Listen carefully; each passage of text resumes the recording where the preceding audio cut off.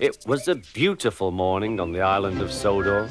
Thomas the Tank Engine's blue paint sparkled in the sunshine as he puffed happily along his branch line with Annie and Clarabel.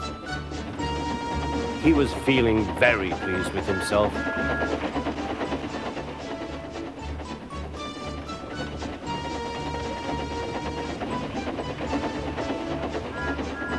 "Hello, Thomas," whistled Percy. "You look splendid." "Yes, indeed," boasted Thomas. "Blue is the only proper color for an engine." "Oh, I don't know. I like my brown paint," said Toby. "I've always been green. I wouldn't want to be any other color either," added Percy. Well, anyway, huffed Thomas, "blue is the only color for a really useful engine. Everyone knows that." Percy said no more. He just grinned at Toby. Later, Thomas was resting when Percy arrived. A large hopper was loading his trucks full of coal. Thomas was still being cheeky. "Careful," he warned. "Watch out with those silly trucks." Go on, go on," muttered the trucks. "And by the way," went on Thomas, "those buffers don't look very safe to me."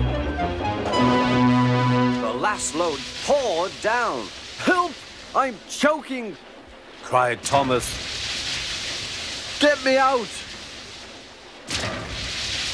Percy was worried, but he couldn't help laughing. Thomas's smart blue paint was covered in coal dust from smoke box to bunker. "Ha ha," chuckled Percy.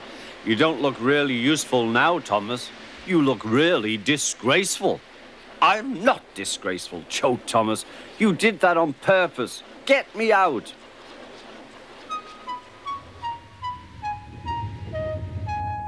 It took so long to clean Thomas that he wasn't in time for his next train. Toby had to take Annie and Clarabel. "Poor Thomas," whispered Annie to Clarabel.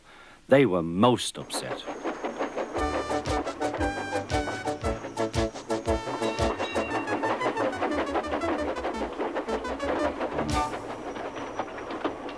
Thomas was grumpy in the shed that night.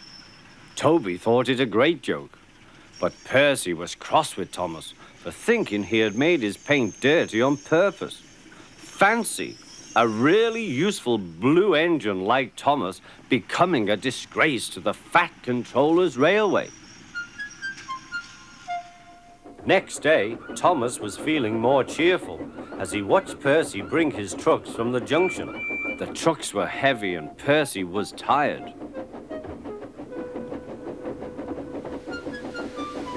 "Have a drink," said his driver, "then you'll feel better." The water column stood at the end of the siding with the unsafe buffers.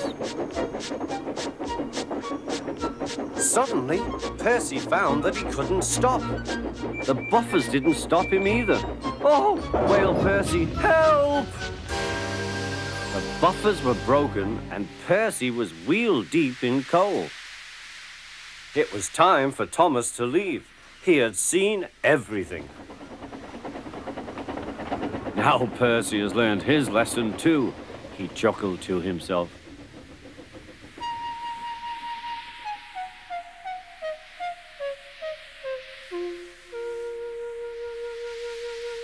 That night, the two engines made up their quarrel. "I didn't cause your accident on purpose, Thomas," whispered Percy. "You do know that, don't you?" "Of course," replied Thomas, "and I'm sorry I was cheeky.